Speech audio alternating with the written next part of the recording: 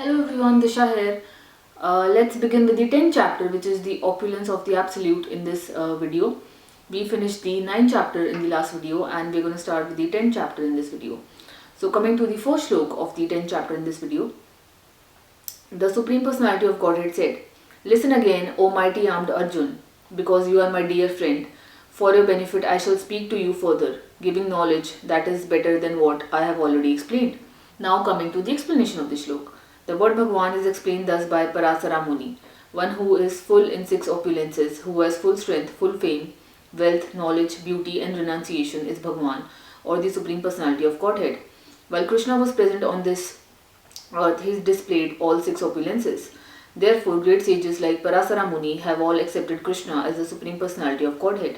Now Krishna is instructing Arjun in more confidential knowledge of his opulences and his work.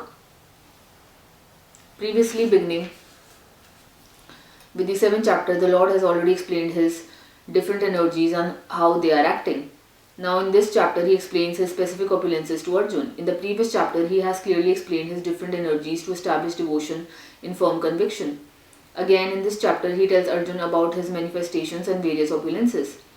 The more one hears about the Supreme God, the more one becomes fixed in devotional service. One should always hear about the Lord in the association of devotees. That will enhance one's devotional service. Discourses in the society of devotees can take place only among those who are really anxious to be in Krishna consciousness. Others cannot take part in such discourses. The Lord clearly tells Arjun that because Arjun is very dear to him, for his benefit such discourses are taking place. Now coming to the second shloka, which says, "Neither the host of the demigods nor the great sages know my origin or opulences, for in every respect I am the source of the demigods and sages." Now coming to the explanation of the shloka. As stated in the Brahma Samiti, Lord Krishna is the Supreme Lord. No one is greater than him. He is the cause of all causes. Here it is also stated by the Lord personally that he is the cause of all the demigods and sages. Even the demigods and great sages cannot understand Krishna. They can understand neither his name nor his personality. So what is the position of the so-called scholars of this tiny planet? No one can understand why the Supreme God comes to earth as an ordinary human being and executes such wonderful uncommon activities. One should know then that scholarship is not the qualification necessary to understand Krishna.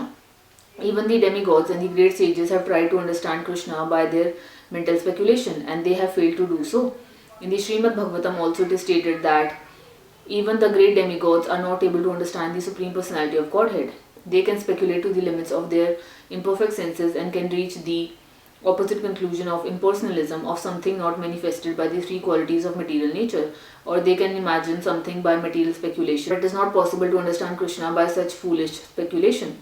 Here the Lord indirectly says that if anyone wants to know the absolute truth, here I am present as the Supreme Personality of Godhead. I am the Supreme. One should know this. Although one cannot understand the inconceivable Lord who is personally present, he nonetheless exists. We can actually understand Krishna, who is eternal, full of bliss and knowledge, simply by studying his words in Bhagavad Gita and Srimad Bhagavatam. The conception of God as some ruling power or as the impersonal Brahman can be reached by persons who are in the inferior energy of the Lord, but the personality of Godhead cannot be conceived unless one is in the transcendental position. Because most men cannot understand Krishna in his actual situation, out of his causeless mercy, he descends to show favor to such speculators. Yet despite the Supreme Lord's uncommon activities, these speculators, due to contamination in the material energy, still think that the impersonal Brahman is the Supreme. Only the devotees who are fully surrendered unto the Supreme Lord can understand by the grace of the Supreme Personality that he is Krishna. The devotees of the Lord do not bother about the impersonal Brahman conception of God. Their faith and devotion bring them to surrender immediately unto the Supreme Lord. And without the causeless mercy of Krishna, they can understand Krishna. No one else can understand him. So even great sages agree. What is Atma, what is Supreme? It is he whom we have to worship. Now coming to the third sloka, it says, "He who knows me as the unborn, as the Supreme Lord of all the worlds, he only undeluded among men is freed from all sins." Now coming to the explanation of this sloka. As stated in the 7th chapter, those who are trying to elevate themselves to the platform of spiritual realization are not ordinary men. They are superior to millions and millions of ordinary men who have no knowledge of spiritual realization. But out of those actually trying to understand their spiritual situation, one who can come to the understanding that Krishna is the Supreme Personality of Godhead, the proprietor of everything, the unborn, is the most successful, spiritually realized person. In that stage only, when one has fully understood Krishna's supreme position, one can be free completely from all sinful reactions. Here the Lord is described by the word Aja, meaning unborn, but he is distinct from the living entities who are described in the second chapter as Aja. The Lord is different from the living entities who are taking birth and dying due to material attachment. The conditioned souls are changing their bodies, but his body is not changeable. Even when he comes to this material world, he comes as the same unborn. Therefore, in the fourth chapter, it is said that the Lord, by his eternal potency, is not under the inferior material nature, but is always in the superior energy. In this verse, the word Veti Loka Maheswaram indicate that one should know that Lord Krishna is the supreme proprietor of the planetary systems of the universe. He was existing before the creation and he is different from his creation.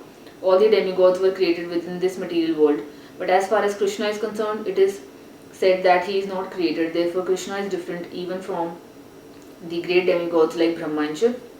And because he is the creator of Brahma, Shiv and all other demigods, he is the supreme person of all planets. Sri Krishna is therefore different from everything that is created, and anyone who knows him as such becomes liberated from all sinful reactions. One must be liberated from all sinful activities to be in the knowledge of the Supreme Lord.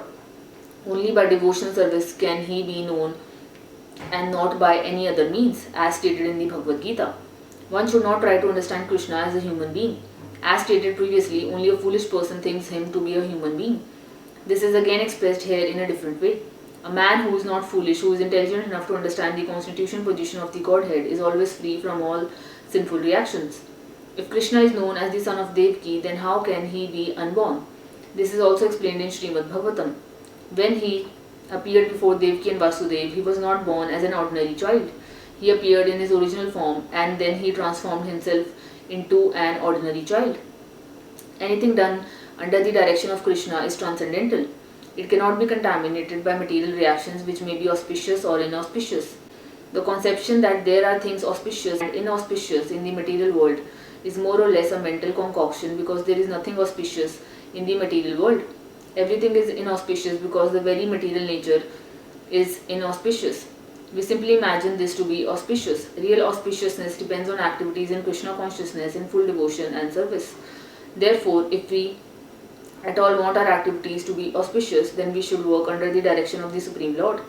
Such directions are given in authoritative scriptures such as Srimad Bhagavatam and Bhagavad Gita, or from a bona fide spiritual master.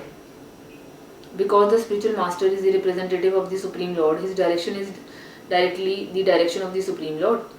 The spiritual master, saintly persons and scriptures direct in the same way. There is no contradiction in these three sources. All actions done under such direction are free from the reactions of pious or impious activities of this material world. The transcendental attitude of the devotee in the performance of activities is actually that of renunciation, and this is called sannyas. As stated in the first verse of the 6th chapter of Bhagavad Gita, one who acts as the matter of duty because he has been ordered to do so by the Supreme Lord, and who does not seek shelter in the fruits of his activities, is a true renouncer. Anyone acting under the direction of the Supreme Lord is actually a sannyasi and a yogi, and not a man who has simply taken the dress of a sannyasi or a pseudo-yogi.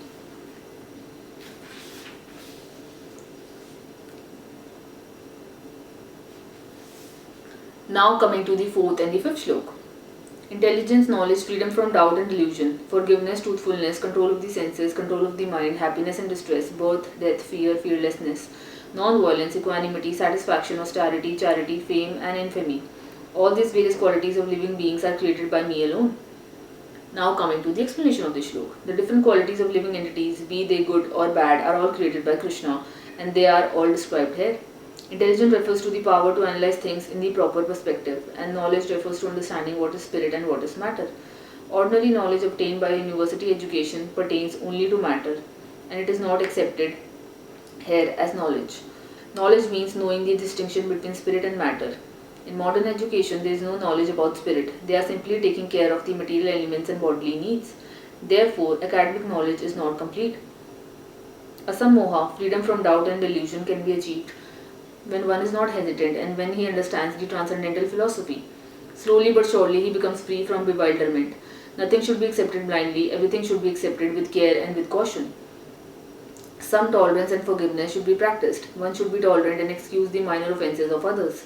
Satyam, truthfulness, means that facts should be presented as they are for the benefit of others. Facts should not be misrepresented. According to social conventions, it is said that one can speak the truth only when it is palatable to others. But that is not truthfulness. The truth should be spoken in a straightforward way so that others will understand actually what the facts are. If a man is a thief and if people are warned that he is a thief, that is truth. Although sometimes the truth is unpalatable, one should not refrain from speaking it. Truthfulness demands that the facts be presented as they are for the benefit of others. That is the definition of truth.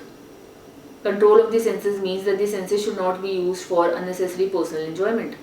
There is no prohibition against meeting the proper needs of the senses, but unnecessary sense enjoyment is detrimental for spiritual advancement. Therefore, the senses should be restrained from unnecessary use. Similarly, one should restrain the mind from unnecessary thoughts, that is called sam. One should not spend one's time pondering over earning money.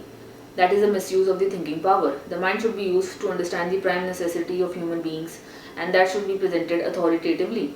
The power of thought should be developed in association with persons who are authorities in the scriptures, mainly persons and spiritual masters and those whose thinking is highly developed. Sukham, pleasure or happiness should always be in that which is favorable for the cultivation of the spiritual knowledge of Krishna consciousness.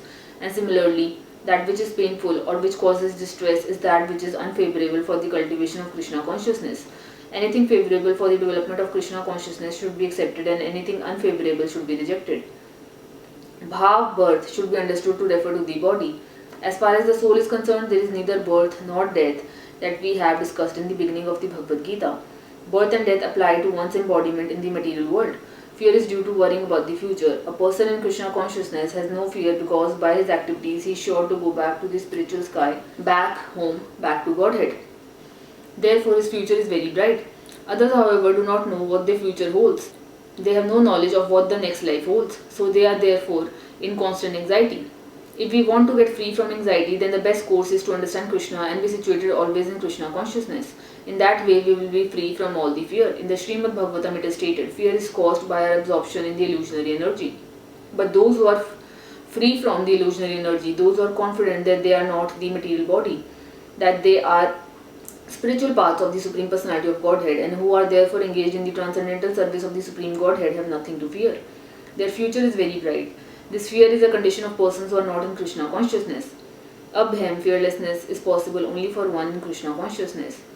Ahimsa, non-violence, means that one should not do anything which will put others in misery or confusion. Material activities that are promised by so many politicians, sociologists, philanthropists, etc. do not produce very good results because the politicians and philanthropists have no transcendental vision.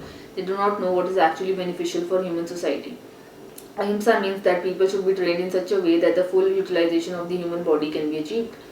The human body is meant for spiritual realization, so any movement or any commissions which do not further the end commit violence on the human body.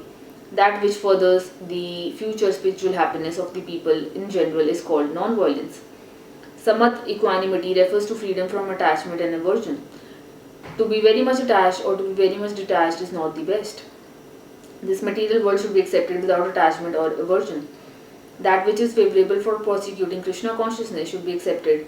That which is unfavorable should be rejected. That is called samata, equanimity. A person in Krishna consciousness has nothing to reject and nothing to accept save in the terms of its usefulness in the prosecution of Krishna consciousness. Tusti, satisfaction, means that one should not be eager to gather more and more material goods by unnecessary activity. One should be satisfied with whatever is obtained by the grace of the Supreme Lord. That is called satisfaction. Tapas means austerity or penance. There are many rules and regulations in the Vedas which apply here, like rising early in the morning and taking a bath.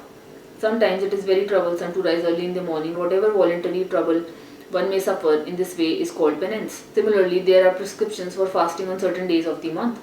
One may not be inclined to practice such fasting, but because of his determination to make advancement in the science of Krishna consciousness, he should accept such bodily troubles when they are recommended. However, one should not fast unnecessarily or against Vedic injunctions.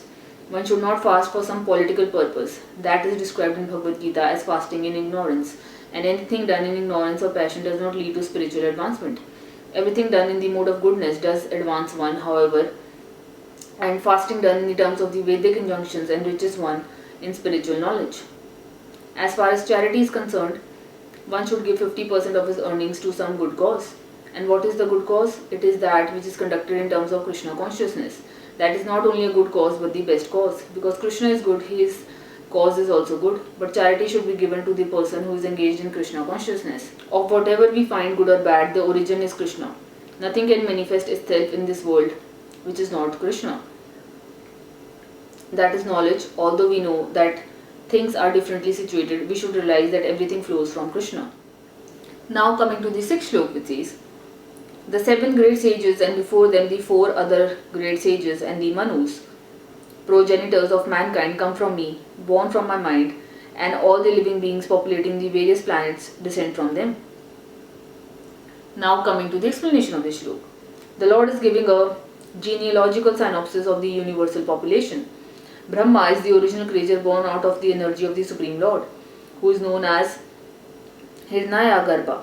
And from Brahma, all the 7 great sages, and before them 4 other great sages, and the 14 Manus are manifested. All these 25 great sages are known as the patriarchs of the living entity all over the universe.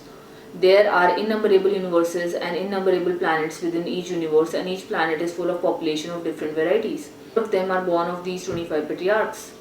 Brahma underwent penance for 1000 years of the demigods before he realized by the grace of Krishna how to create.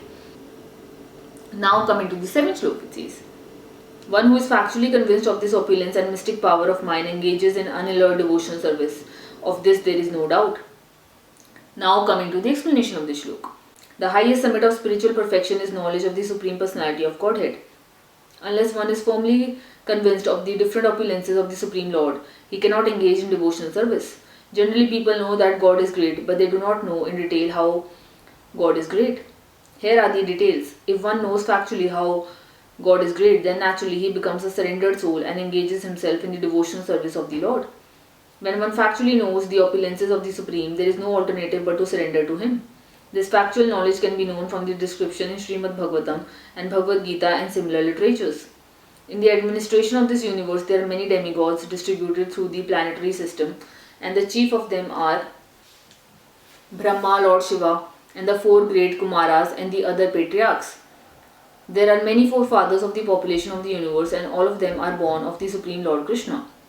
The Supreme Personality of Godhead Krishna is the original forefather of all the forefathers.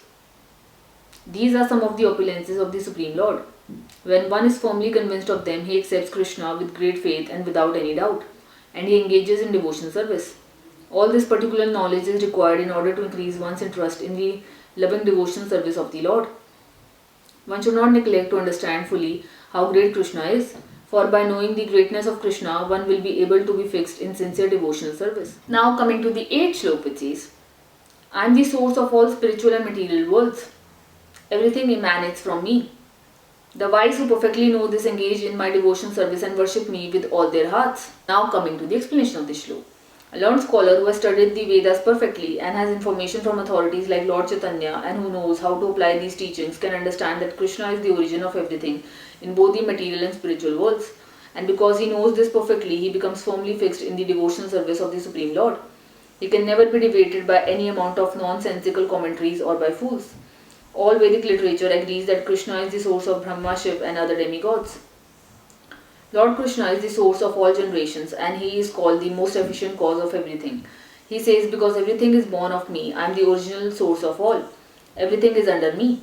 No one is above me. There is no supreme controller other than Krishna. One who understands Krishna in such a way from a bona fide spiritual master with references from Vedic literature engages all his energy in Krishna consciousness and becomes a truly learned man. Now coming to the 9th shloka, it says, the thoughts of my pure devotees dwell in me. Their lives are fully devoted to my service and they derive great satisfaction and bliss from always enlightening one another and conversing about me. Now coming to the explanation of the shloka. Pure devotees whose characteristics are mentioned here engage themselves fully in the transcendental loving service of the Lord. Their minds cannot be diverted from the lotus feet of Krishna. Their talks are solely on the transcendental subjects. The symptoms of the pure devotees are described in this verse specifically. Devotees of the Supreme Lord are 24 hours daily engaged in the glorifying qualities and pastimes of the Supreme Lord. Their hearts and souls are constantly submerged in Krishna, and they take pleasure in discussing him with other devotees. In the preliminary stage of the devotional service, they relish the transcendental pleasure from the service itself, and in the mature stage, they are actually situated in love of God. Once situated in that transcendental position, they can relish the highest perfection which is exhibited by the Lord in its abode. Lord Chaitanya likens transcendental devotional service to be the sowing of a seed in the heart of the living entity. There are innumerable living entities traveling throughout the different planets of the universe, and out of them there are a few who are fortunate enough to meet a pure devotee and get the chance to understand devotional service.